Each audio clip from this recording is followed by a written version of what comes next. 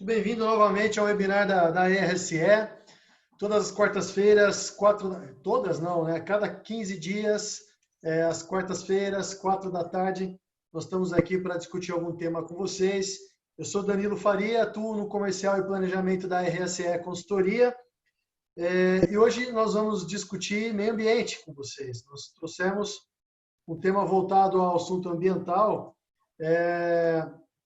E pensando nas mudanças climáticas que já apresentam maior risco global, segundo o relatório do Fórum Econômico, com perdas bilionárias, até mesmo 146 bilhões, conforme a Swiss Re, somente em 2019, a gente queria discutir o tema, apresentar o ponto de vista de 3 pessoas aqui, referências no tema.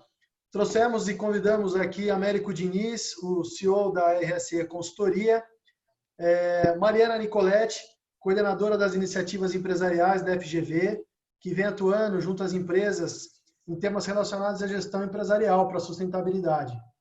Ela é doutoranda em administração pública e governo pela FGV, com pesquisa sobre adaptação à mudança do clima.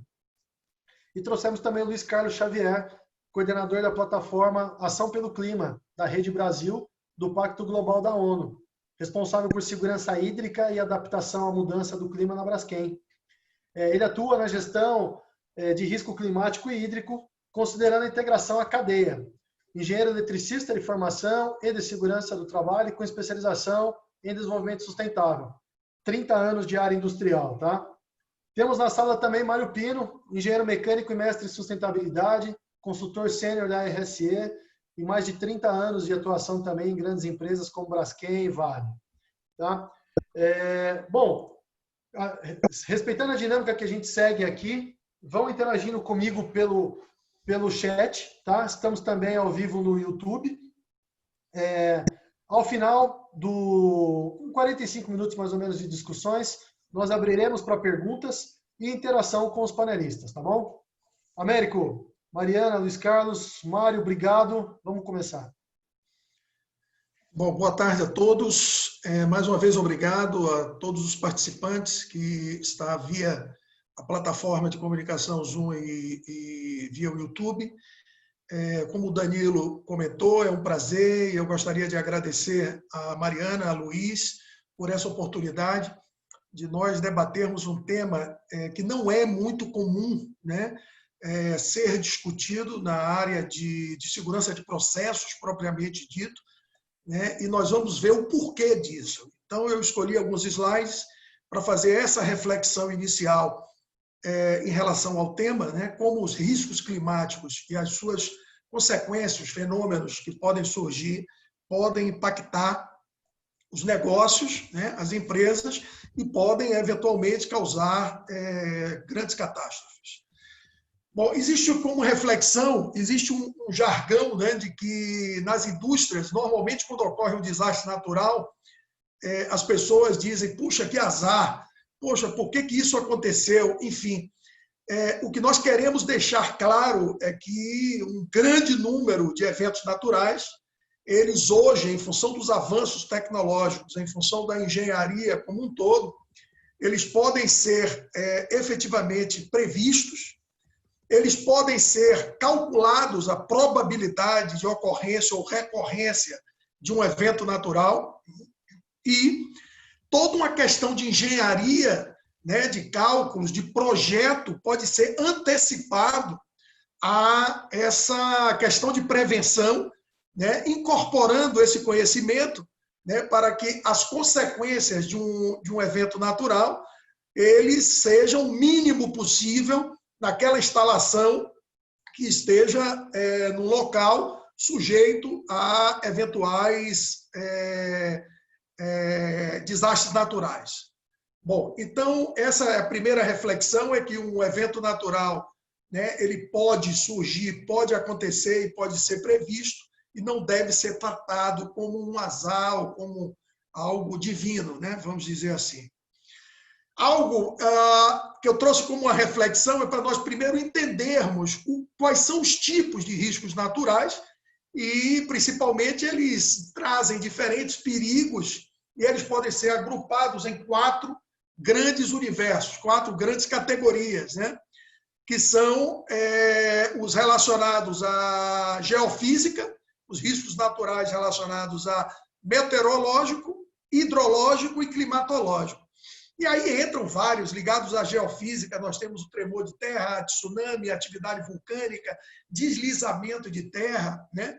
Meteorológico, ciclones ou furacões, chuva extrema, tornados, ventos, enfim, granizo, tempestade de granizo, hidrológico, inundações, avalanches, né? Climatológico, o congelamento, incêndios e seca.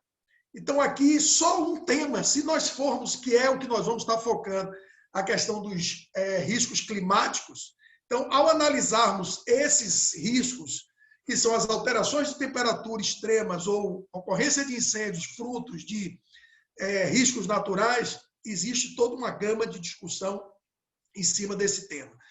Esses eventos ele pode impactar, né, em danos a edifícios, a instalações, equipamentos e, efetivamente, comprometer a continuidade do negócio, a operação das unidades.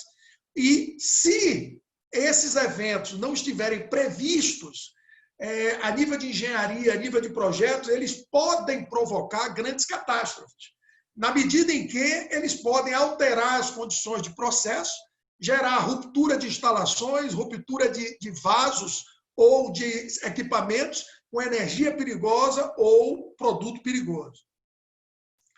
Aqui entra essa curva para mostrar que da década de 80 a 2016, né, uma série de diferentes tipos de desastres naturais vem acontecendo, os eventos vêm acontecendo, e o que eu trouxe essa curva foi para mostrar que eles vêm se intensificando.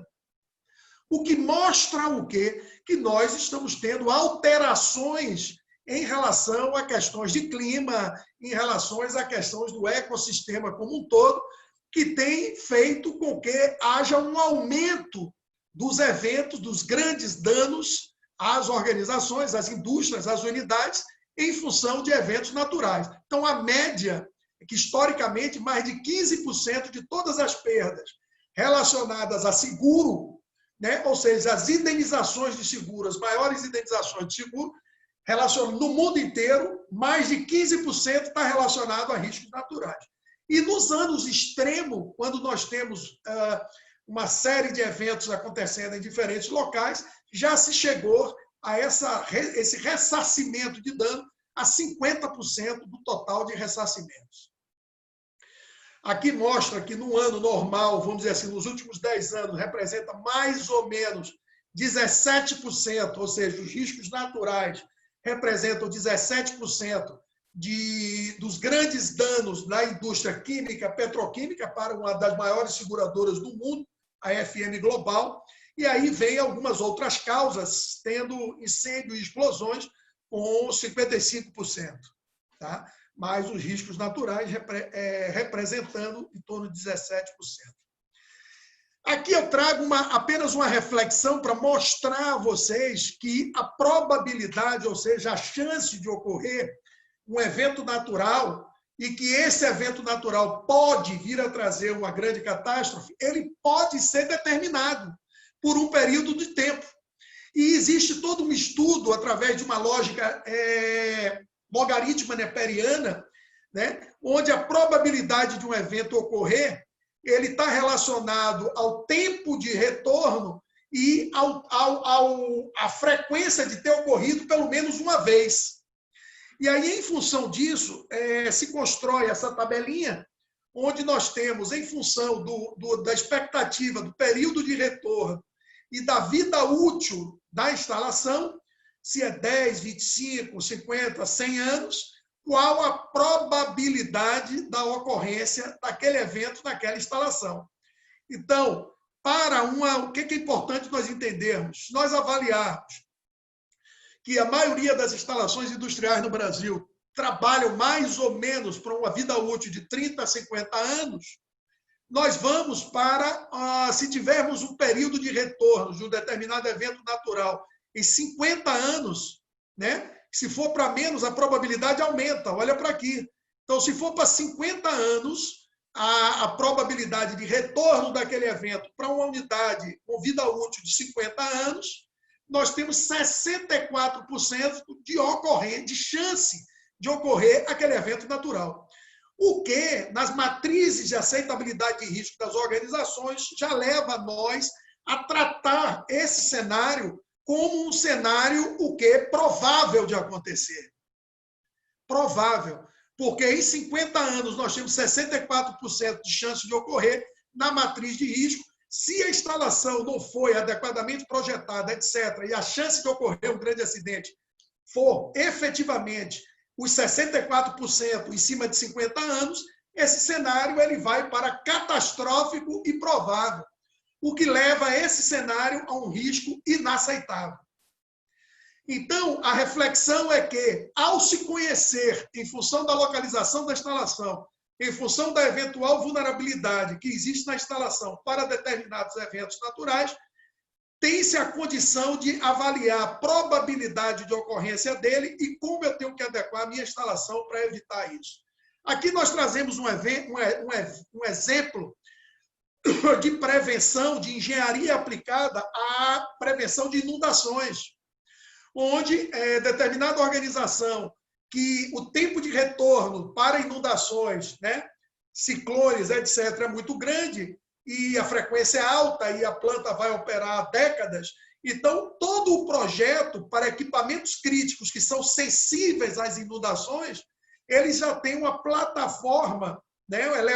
Ele é elevado numa base, de forma que, caso haja inundação, as partes críticas dos equipamentos e dos sistemas estarão protegidos. Isso chama-se engenharia aplicada a um determinado cenário de risco natural. É tratar o cenário de risco natural sob um aspecto probabilístico e não sob um aspecto, puxa, que azar que aconteceu, né? Bom, aqui nós temos um outro aspecto, que é a questão da inundação, né? E aí nós temos esse caso, por exemplo, que foi um caso muito crítico que aconteceu nos Estados Unidos, onde as pessoas não preveram adequadamente, em função da frequência de inundações ou do tempo de retorno dela, a chance de ocorrer essa inundação antes de 500 anos, né, vamos dizer assim, e aí a área que eles tinham que prever era considerar não apenas essa área roxa, mas a área amarela também, ou seja, contemplando toda essa área inundada, e por projeto eles não preveram essa área total inundada, e com isso ocorreu o evento, esse desastre natural, e houveram fatalidades, etc. Essa planta é uma planta de peróxido, e peróxido ele requer todo um sistema de refrigeração, etc., e foi perdido o sistema de refrigeração, ocorreram reações exotérmicas, e com isso ocorreram os acidentes de processo. Ainda trazendo um pouco para a nossa realidade, nós podemos começar a ver que questões de ciclone, tufões, etc., têm começado a ocorrer na América do Sul, né, na América Latina, onde esse último aqui, se não me engano, foi no Paraná, né? E olha o nível de desastre. Então, o que mostra que esses eventos passados, né, o histórico tem demonstrado que as instalações, muitas instalações industriais, elas não foram projetadas para suportar esses ventos fortes. E isso pode comprometer, por exemplo, que é uma coisa que eu tenho muito receio de aconteça, as estruturas de pipe racks, que são as estruturas que suportam as linhas de processo e tubulações. E com isso, imagina um pipe rack caindo, rompendo, ou uma linha de transmissão elétrica caindo em cima de um pipe rack, e com isso ocorrendo uma catástrofe dentro da organização. Bom, como reflexão, nós temos que, com o entendimento adequado, ou seja, através de uma análise de risco, identificando os perigos que existem naquela região, naquele local onde existe aquela instalação, pode-se definir tanto estratégias de prevenção de ocorrência desses acidentes, aplicando a engenharia nos projetos, ou corrigindo engenharias não adequadas feitas nas instalações e nos projetos, como também prever medidas de mitigação, através de planos de contingência, de emergência, planos associados à comunidade, à defesa civil, etc, etc. Então, nós temos que tratar dentro da indústria e dentro da gestão de risco, os riscos naturais como algo que pode acontecer, que tem uma certa previsibilidade e que tem que ser tratado com critério e cuidado muito grande. Bom, então eu queria agora abrir, para nós podermos abrir esse debate, conversar com o Luiz e com a Mariana. E, Luiz, eu queria ouvir um pouco você sobre esse risco, os riscos climáticos, né? E como isso pode impactar as organizações a nível de ocorrência de um grave acidente ou até comprometer o negócio da organização, comprometer a perpetuidade dessa organização. Por favor, Luiz. Tá, ok, Américo. Vocês estão me ouvindo? Sim. Sim?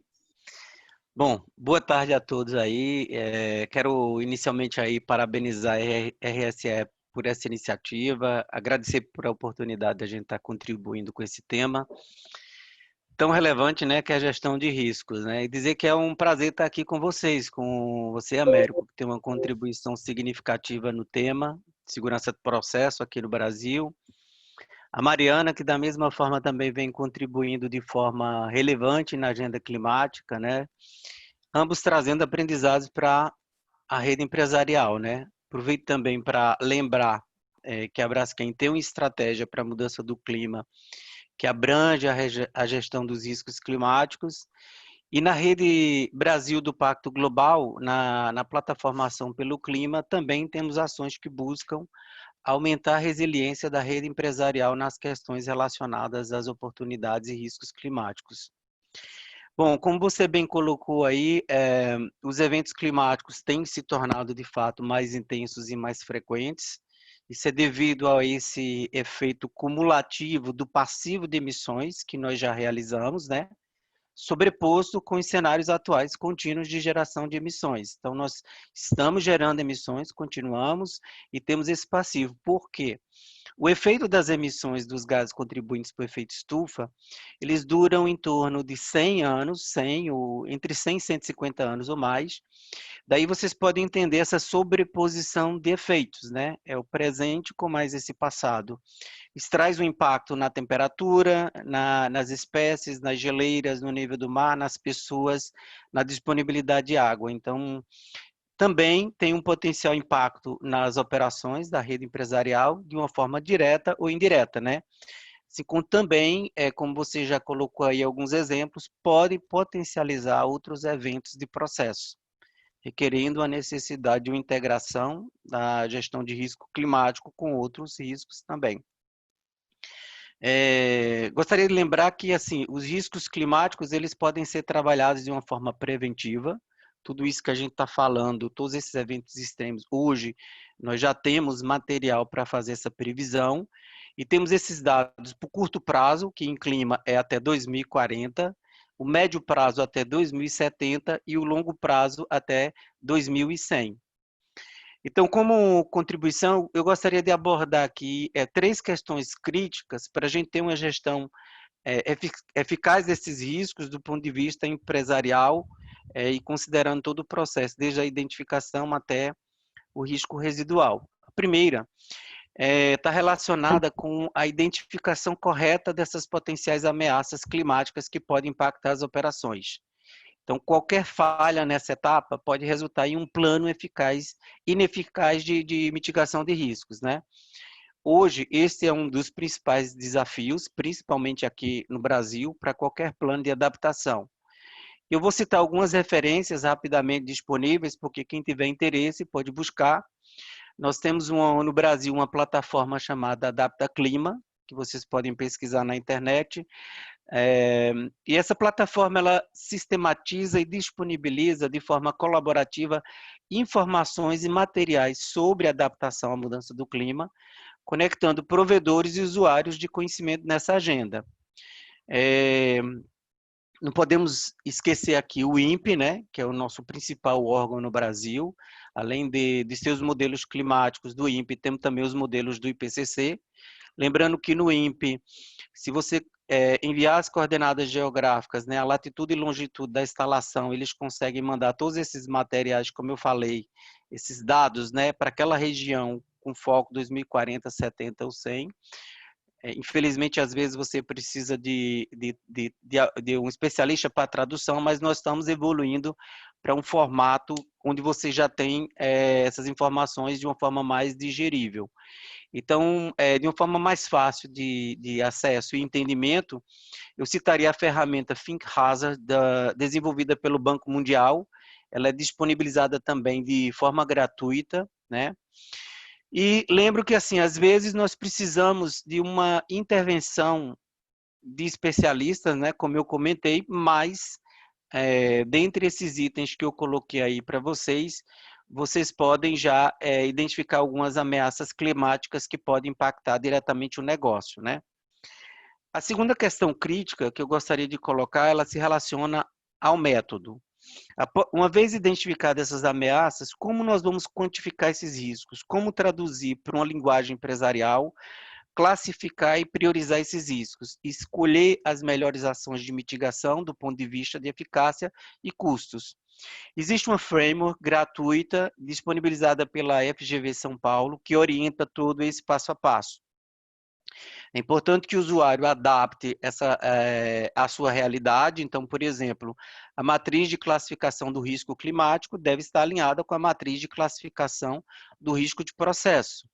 Quando avaliamos o impacto nas pessoas, as categorias de impacto devem ser as mesmas nas duas matrizes. O próximo, né?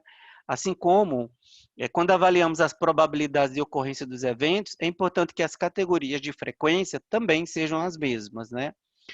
Como último ponto, eu gostaria de citar a identificação de ações eficazes para mitigações dos riscos, né? Uma vez que nós identificamos as ameaças corretamente,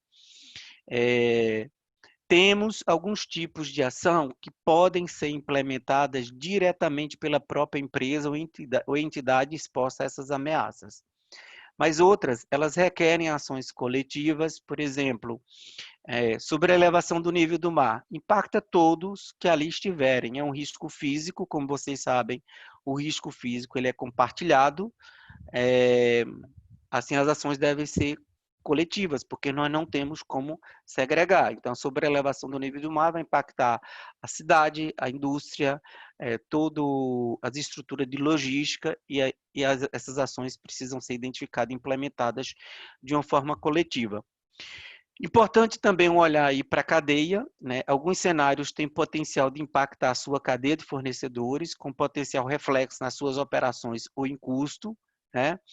Então, às vezes, uma determinada ameaça, você na avaliação das operações principais do seu processo não tem impacto, mas vai faltar produto, aumentar seus custos por esse impacto em um fornecedor crítico, né? E tão importante quanto identificar e implementar essas ações, é também relevante identificar as inter-relações com as outras especialidades que podem ter seus impactos potencializados, como, por exemplo, a gestão do risco hídrico, né? No Brasil, vocês sabem que uma das maiores consequências das mudanças do clima é a variação de precipitação com impacto no uso direto e indireto da água devido à nossa matriz energética. Então, as secas severas, a escassez hídrica é uma das grandes consequências e aí você tem que caminhar junto aí o risco hídrico e o risco climático. A própria segurança do processo também, né? Então, como exemplo, podemos citar uma ameaça de secas severas, que é bem real aqui no Brasil, onde é importante uma revisão dos planos de contingência e emergência. Pois uma vez configurada a escassez hídrica, pode faltar água, inclusive, para seu sistema de combate a incêndio. Então, nessas situações, é necessário que haja uma reavaliação do plano de contingência e do plano de emergência, né?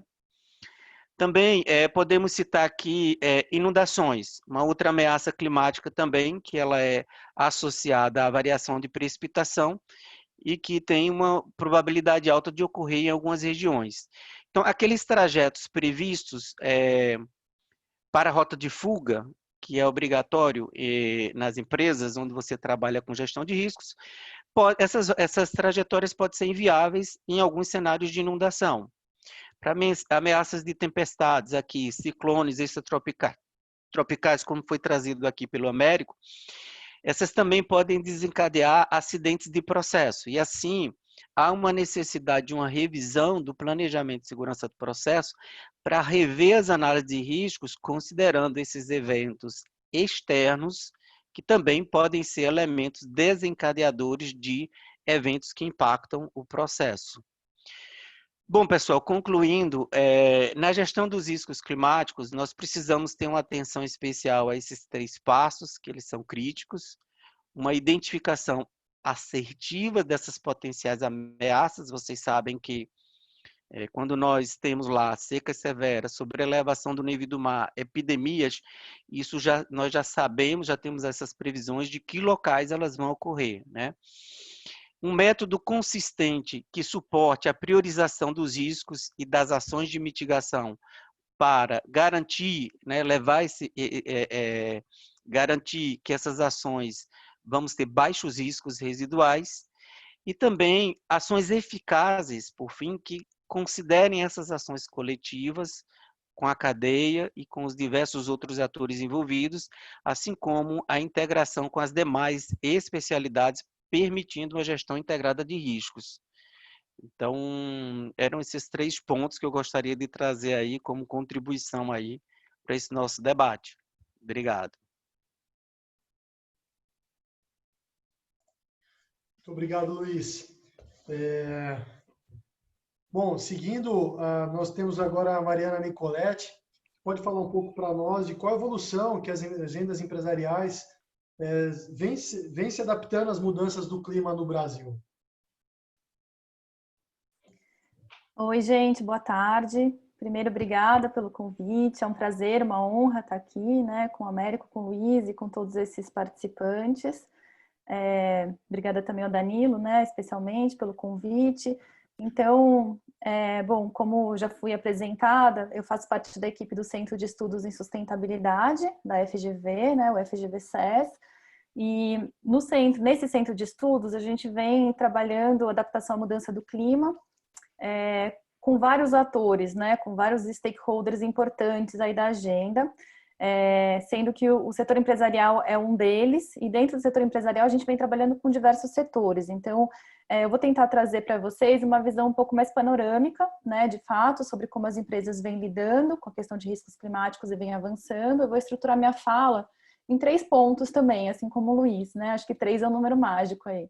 Primeiro, falar um pouco dos aspectos que compõem os riscos climáticos e para os quais as empresas, os gestores e as gestoras precisam estar atentos, né, na hora de estruturar essa agenda.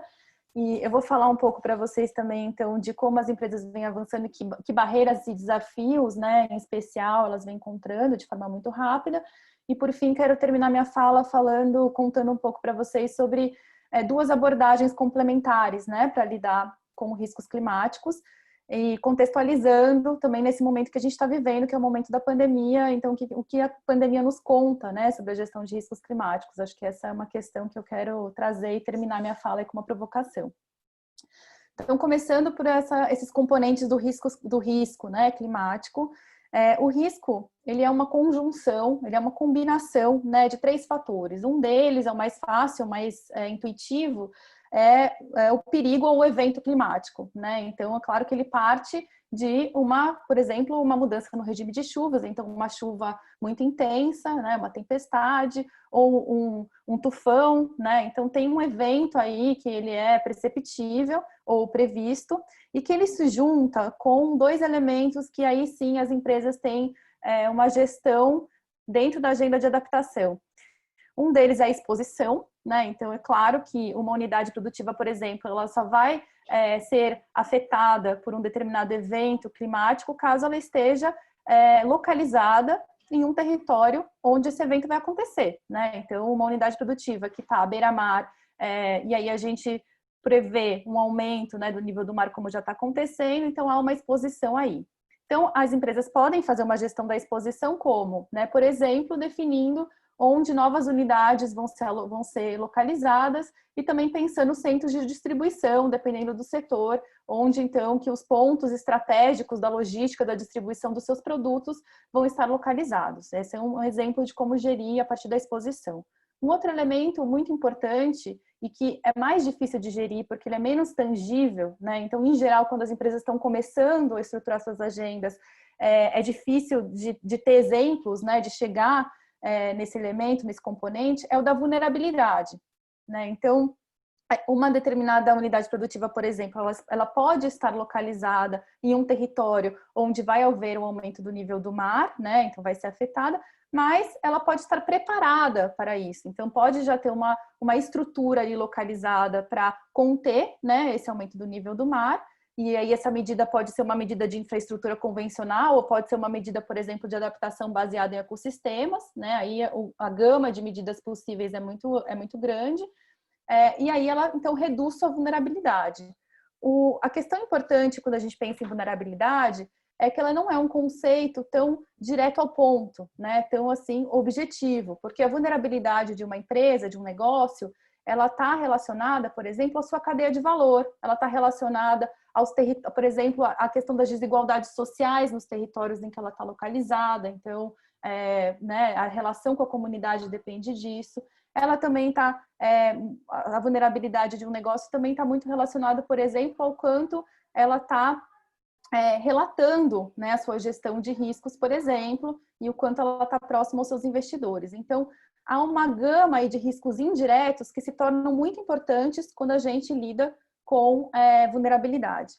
Então, resumindo, né, esse ponto, quando uma empresa vai começar a lidar com os riscos e estruturar a sua agenda, é importante ter em consideração a exposição, a vulnerabilidade e também uma série de respostas que podem ser dadas uma vez que o risco se torna impacto, né? Então, risco e impacto são dois conceitos combinados, né? Duas faces da mesma moeda. Quando o risco ele acontece, né? Ele de fato se concretiza, ele vira impacto.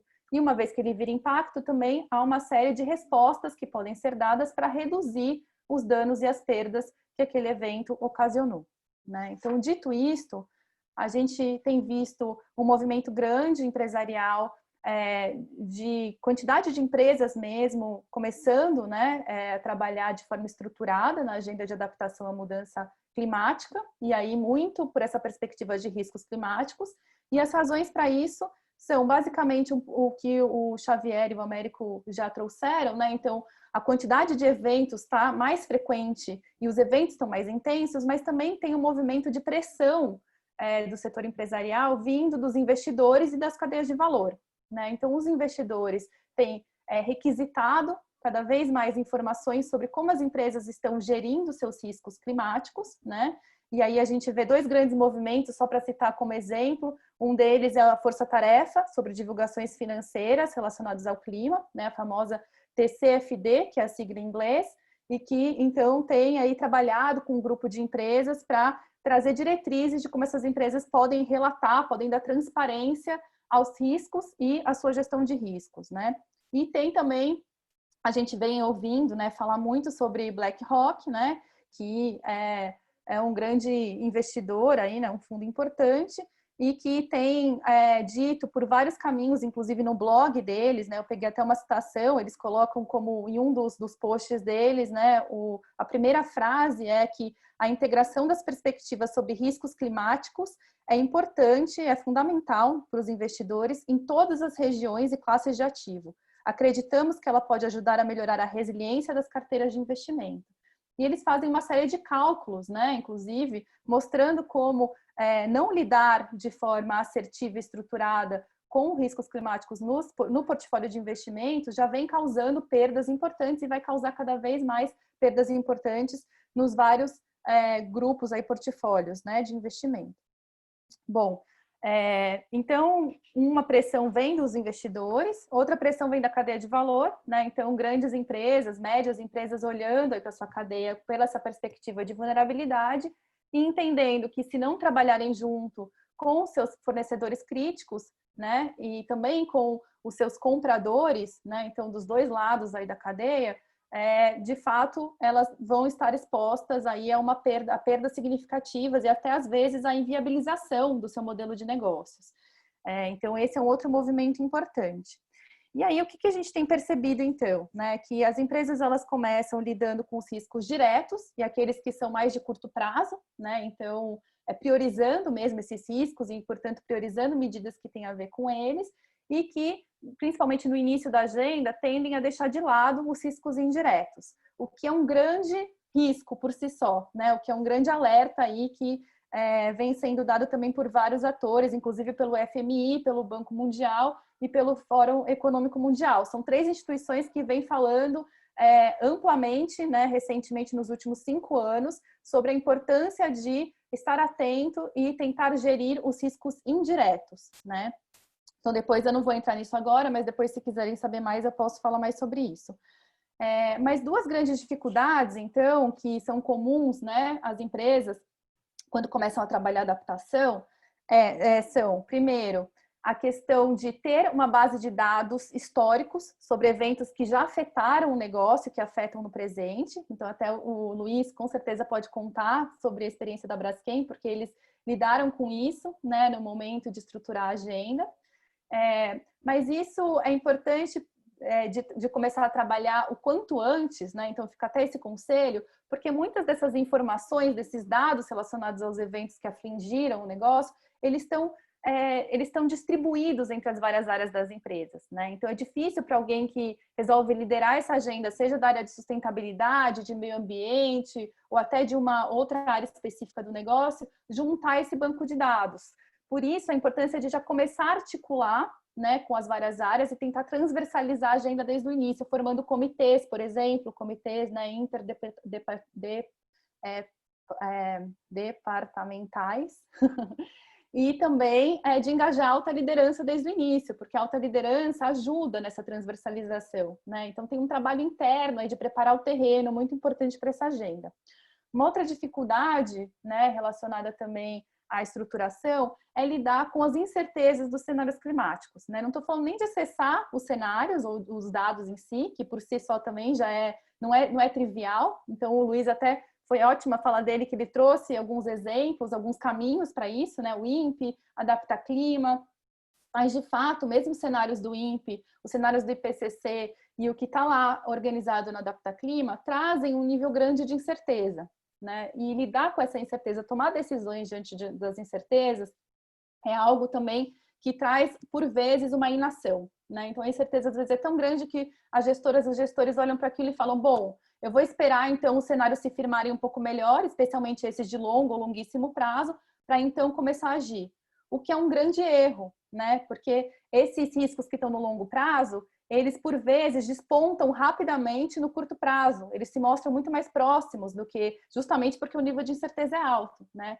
Então, aí o conselho é trabalhar trabalhar de forma conservadora, né? Então, assumir, de fato, os piores cenários e se preparar para isso, né? Às vezes com investimentos ou com ações que são do tipo ganha-ganha, né? Tem uma gama grande de medidas de adaptação que, mesmo se aqueles cenários piores não se confirmarem, há ganhos para o negócio que são trazidos por aquele investimento, né? Então, também, esse é uma linha aí que a gente poderia ficar por um bom tempo discutindo, mas eu vou avançar, então, a partir daí, pegando o gancho, para dizer e para refletir um pouco sobre o contexto que a gente está vivendo hoje, né? Então, esse momento atual da pandemia ressalta ou revela, né, de forma contundente que os riscos, eles estão interligados, né? Então, a gente vive uma crise sistêmica em que esses riscos, eles se conectam, né? Então, isso é muito bem refletido, por exemplo, nos relatórios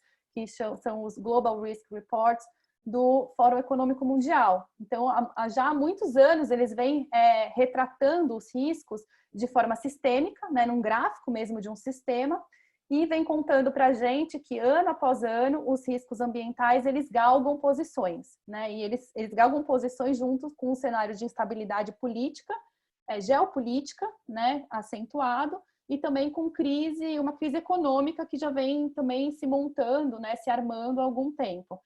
E então a pandemia, por exemplo, nessa crise sanitária que a gente vive hoje, ela pode ser entendida, na verdade, como a ponta do iceberg, né? De um sistema de riscos aí, estruturais, estruturantes, que estão muito abaixo do que a gente está vendo na superfície. E o que isso nos conta para a gestão empresarial?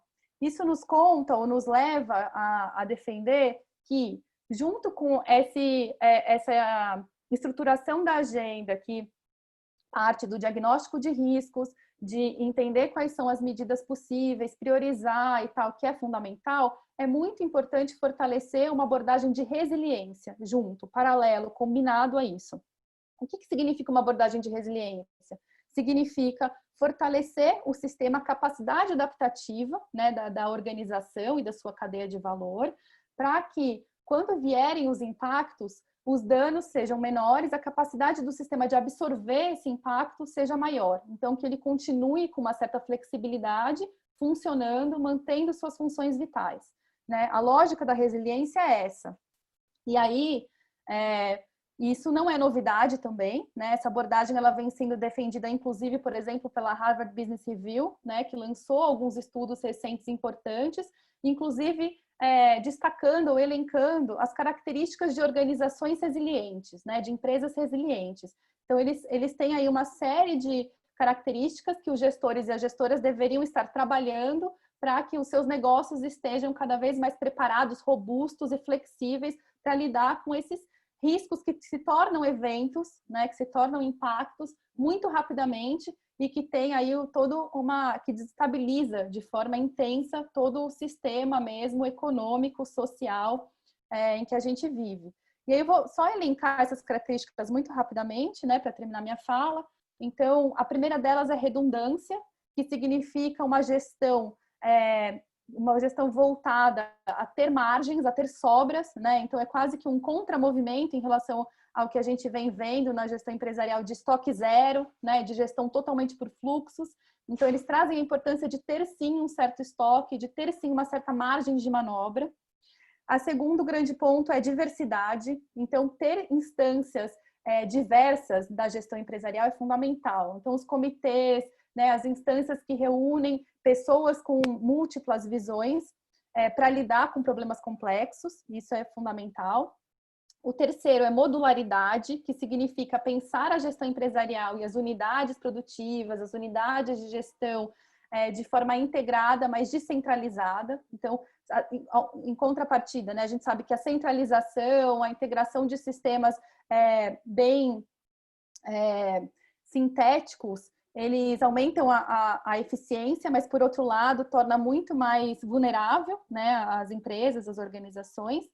O quarto é a prudência. Então, como eu já falei, lidar com os piores cenários, assumir cenários muito ruins, né, então ter um certo conservadorismo. E o último é perceber-se parte. Então, evitar olhar a empresa, né, como uma ilha, né, como dentro dos muros eu vou olhar meus processos de compras, de transformação, né, de matéria-prima, e então de venda e logística, mas olhar a empresa como dentro de um sistema maior. E aí dentro do território, dentro da cadeia de valor, nas suas várias relações, e buscar se integrar ou formar também espaços aí de trabalhar em conjunto com essa cadeia de valor, com os outros atores no território, para, de novo, lidar com esses problemas complexos, né? Então, perceber-se parte e ampliar o olhar da gestão é crucial para lidar com esses riscos sistêmicos que têm se tornado impactos cada vez mais intensos e cada vez com efeitos maiores aí de perdas e danos.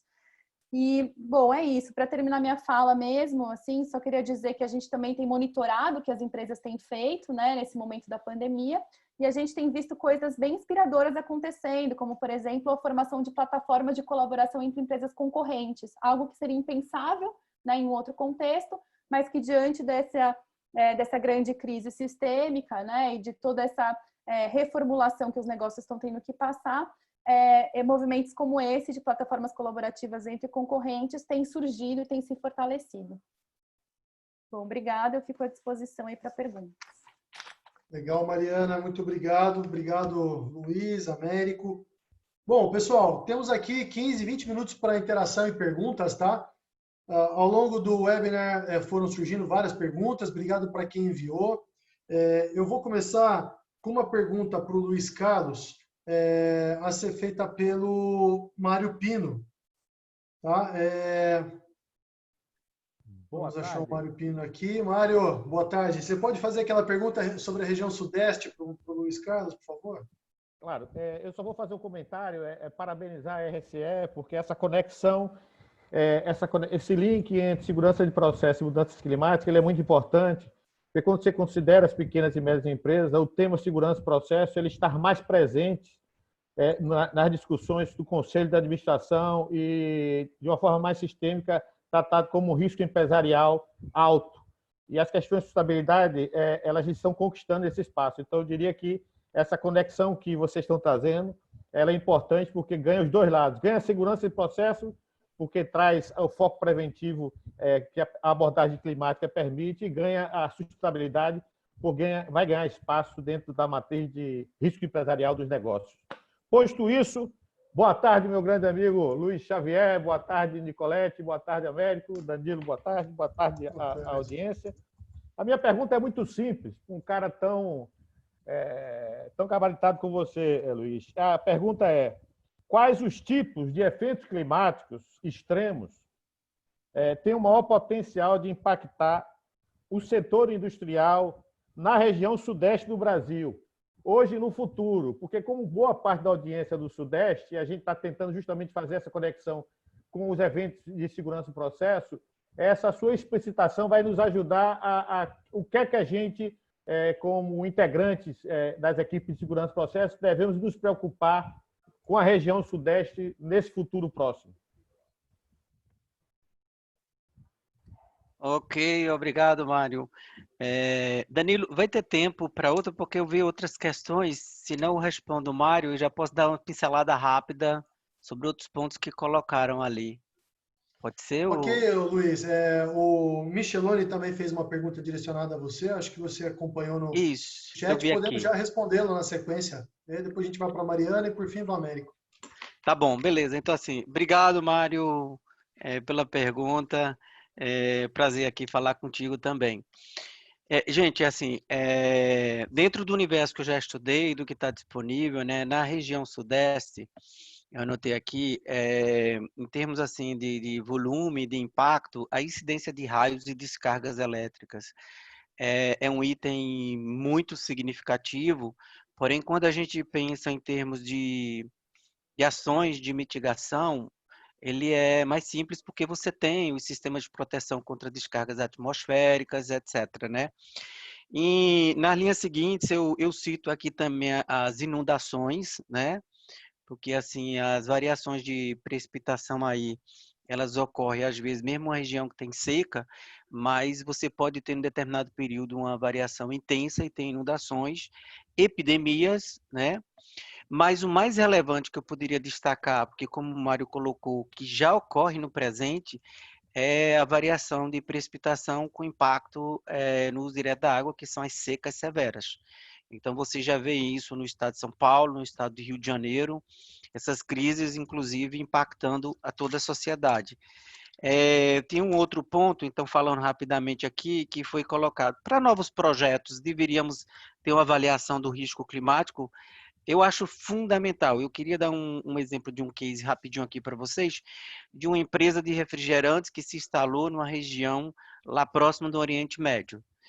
E na chegada foi uma festa, porque imagina a região quente, mas depois começou a faltar água e eles vendo aqueles caminhões de refrigerantes saindo daquela cidade. O que foi que eles fizeram? Fecharam e só retornou depois que essa empresa disponibilizou a tecnologia que eles tinham para perfurar os poços, para pegar água em lençóis subterrâneos mais profundos. Então, assim, é fundamental, se nós temos essas previsões, apesar das incertezas, mas você tem dados para o futuro, imagina uma empresa alta consumidora de água se instalar numa região que em pouco tempo vai ter escassez de água, e aí você vai gerar aí conflitos, inclusive, gerando conflitos com a própria sociedade. Houve aí a última questão que eu vi foi exatamente essa questão sobre os diferentes modelos climáticos, né? Se isso tem interferência, se prejudica, se ajuda. Existe, de fato, essas projeções futuras são todas baseadas nesses modelos climáticos e existem algumas divergências. Gente, para clima, a divergência é com relação ao valor. Não existe divergência, é diferente de água, que a água você tem modelos que diz que região vai ter escassez, outra diz que tem inundação, tem situações assim. Mas para clima, os modelos todos convergem para um aumento da temperatura, por isso existe toda essa questão do aquecimento global. A única questão é de quanto vai ser essa variação, mas esses modelos todos convergem. Obrigado, pessoal. Tentei ser rápido aí para dar tempo aí. Muito bom, Luiz. Obrigado. Bom, pessoal, eu vou direcionar uma pergunta para a Mariana e a gente fecha com as perguntas para o Américo, ok? Mariana, Márcio Valério sempre participa conosco nos webinars e ele fez uma pergunta para você bem interessante, baseada até na fonte de estudo dele. Márcio, você poderia fazer a pergunta para a Mariana?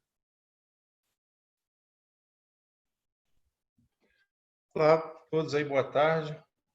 Mais uma vez, parabenizo a iniciativa, né, um tema diferente. Fala aqui do Rio de Janeiro, do Giro de Segurança do Trabalho. Eu tenho visto muito sobre esse tema de ES, artigos e mais artigos. Aí eu fiquei pensando de que forma que a nossa comunidade, né, aqui desse grupo de técnicos, de que forma a gente pode colaborar. Então, a pergunta para ela é para ela falar um pouquinho de ESG, né, e dizer como é que ela espera que uma comunidade técnica como a nossa possa estar engajada nesse movimento, contribuindo para esse sucesso disso aí. Obrigado. Obrigado, Márcio. Márcio, obrigada pela pergunta e pela provocação. Bom, essa comunidade técnica, né, como você está dizendo, tem um papel fundamental de, eu diria, conectar os pontos, né? Então, acessar informações, levantar informações sobre os eventos climáticos e dizer, né, começar a construir narrativas, técnicas mesmo, sobre e o que isso tem a ver com o meu negócio, com essa organização em especial, né? Então, é um pouco até do que o Luiz estava respondendo antes, mas, por exemplo, ter cenários convergentes, dizendo que a temperatura está aumentando, né? Vai aumentar 1 grau Celsius nos próximos 50 anos em tal localidade. Isso significa o quê, né? Para uma empresa, por exemplo, que produz uma empresa química, né? Então, essa é uma narrativa técnica que precisa estar muito bem articulada, muito pronta, para então chegar, né, em pessoas que têm outras posições na empresa e fora dela, por exemplo, o CEO, né, e para que ele entenda o que isso então significa, de fato, como riscos financeiros-econômicos para essa mesma empresa. Então, eu acho que a resposta é nesse sentido, é nessa linha. Para ter transparência, inclusive para relatar, né, que é um dos pedidos dos investidores, é preciso conhecer esses riscos e os fatores que relacionam o risco, então, à operação e aos diversos processos do negócio. Ok, obrigado, Mariana. Bom, pessoal, a próxima pergunta veio da Flávia. Flávia, eu estou tentando abrir teu microfone para que você faça, mas eu vou adiantando aqui para o Américo, ok? Américo, é uma pergunta que, inclusive, outros participantes fizeram, e ela passa no sentido de se na matriz de risco faz sentido ter uma categoria de risco climático. Até comparando... Olha, a Flávia chegou. Flávia, você pode fazer a pergunta? Oi, tudo bom? Não, é isso mesmo, porque a gente tem... Alguém já comentou isso aí anteriormente, né? Nós temos aí os riscos financeiros, né? Riscos operacionais, né? Enfim, seria então uma categoria, né? Os riscos climáticos, né? Colocando aí no mesmo nível dos outros riscos, né? Esses riscos faria sentido, então, né? Dentro do que foi falado hoje aí. até colocando mais uma questão, Américo, que veio do Micheloni, se os eventos climáticos devem ter uma categoria especial, uma planilha de severidade, ou apenas a dimensão do meio ambiente já contempla os eventos. Estou bastante relacionado com a pergunta da Flávia. Por favor, Américo. Bom, obrigado a todos vocês, né, pela participação. Obrigado, Flávia, pela pergunta, e Luiz Micheloni. É uma pergunta extremamente, eu diria assim, importante, e é raro se contemplar isso. Mas por que é raro se contemplar? Vou tentar trazer, eu vi assim, dois casos em que me foi solicitado, nos últimos 5 anos, 6 anos, me foi solicitado em função de ocorrências na região onde a empresa, né, essa unidade está instalada, foi solicitado a nós avaliar se esse cenário, né, ou como se chama no jargão, Major Unwanted Event, né, esse cenário maior indesejado, se requeria, se dá para se classificar esse risco dentro do critério de aceitabilidade de risco da empresa.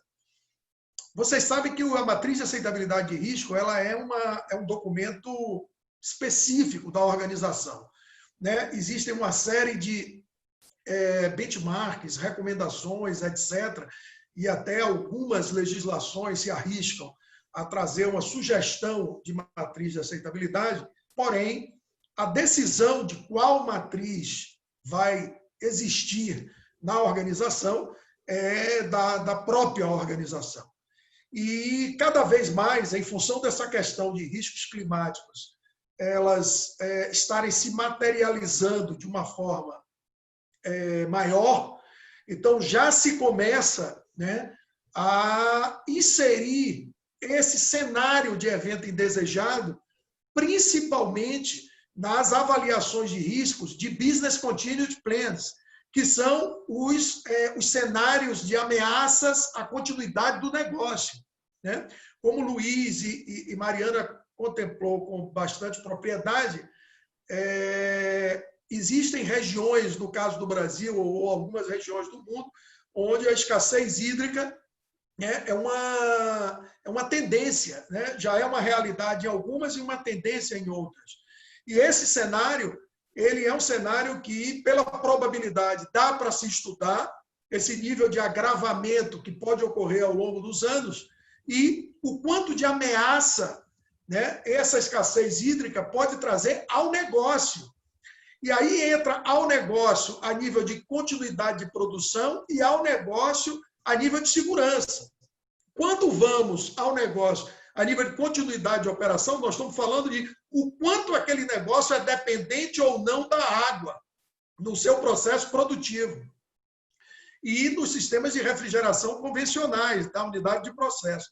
Porém, em relação à segurança, nós sabemos que uma série de circuitos, né, que usam água dentro da organização são utilizados para sistemas de refrigeração de itens críticos dentro da empresa. E aí entra que a escassez ou a redução do volume de água disponível, de disponibilidade de água, pode levar, inclusive, também, vocês podem até confirmar, eu já vi casos desses, a alteração das características de qualidade da água. E essa alteração da característica de qualidade de água, com captação de água bruta, para se usar em sistemas de refrigeração dentro das indústrias, tem causado, eventualmente, problemas de corrosão intensificado, problemas de corrosão e intensificado ruptura de tubulações, né, ou furo em tubulações, causando acidentes catastróficos. Então, essa reflexão de ter cenários de riscos climáticos sendo avaliados como cenários potenciais dentro das matrizes de risco é extremamente recomendável.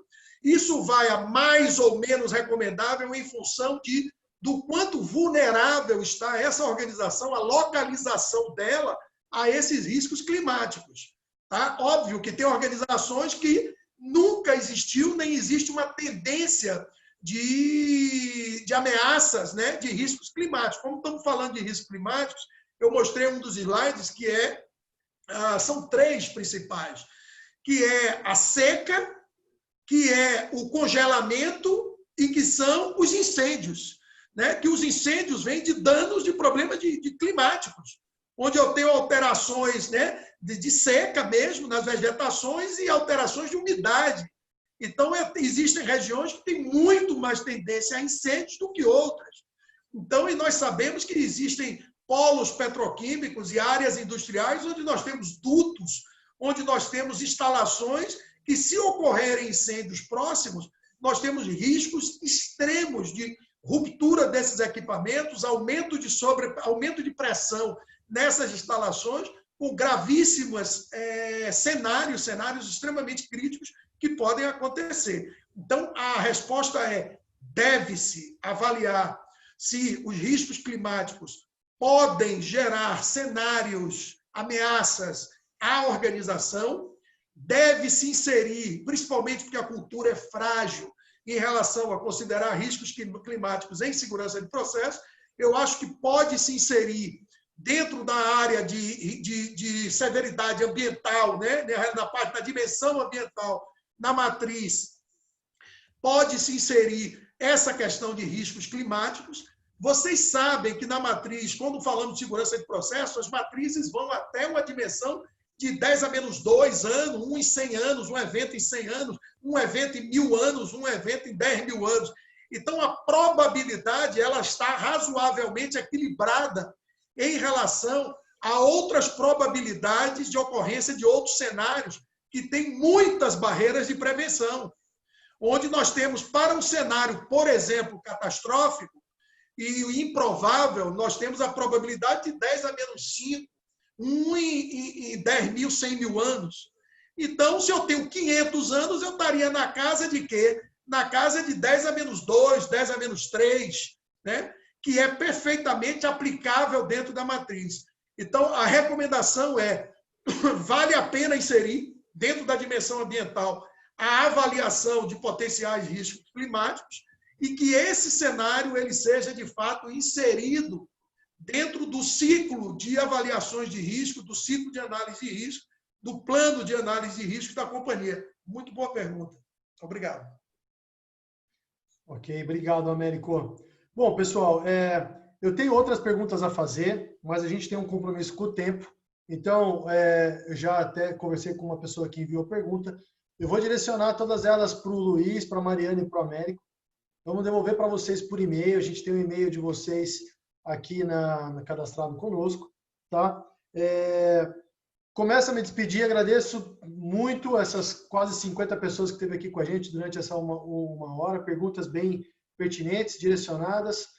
Luiz Carlos, Mariana, obrigado, muito boa participação, a gente vem conversando há dias sobre o tema, muito bem preparado, muito claro o tema, tá? De coração, obrigado. O vídeo está no YouTube, no canal da RSE, as pessoas aqui podem voltar lá para poder verificar algum ponto que tenha perdido, tá bom? Divulgue isso para as pessoas que vocês conheçam. A gente consegue levar esse tema a outros que não puderam participar aqui. Américo, obrigado novamente, tá? Nos encontramos aqui novamente daqui a 14 dias, quarta-feira, dia 15 de agosto, quando a gente volta a se encontrar num novo tema. Desculpa, dia 12 de agosto. Ok, mais uma vez eu queria agradecer a todos, em nome da RSE, dos participantes, dos colegas, dos clientes, um agradecimento especial a Luiz e a Mariana, tá? E uma recomendação: vamos nos preservar, vamos nos proteger. Nós estamos vivendo um momento onde algumas cidades estão tendo o início da liberação, mas nós sabemos, como profissionais da área de segurança, de meio ambiente, na área de prevenção, que, em relação à pandemia, as questões não estão controladas. Então, nós precisamos nos proteger, nós estamos vivenciando, eu tive alguns amigos que, lamentavelmente, faleceram, e nós não podemos deixar de passar essa mensagem. Vamos nos prevenir, vamos evitar nos expor, vamos recomendar que temos mais cultura de prevenção, recomendar a nossos familiares que não se exponham também. Mais uma vez, muito obrigado a todos, contem sempre conosco. Um abraço e boa semana e bom fim de semana. Obrigada, Luiz, gente. Mariana. Boa tarde. Até logo. Obrigado, um abraço.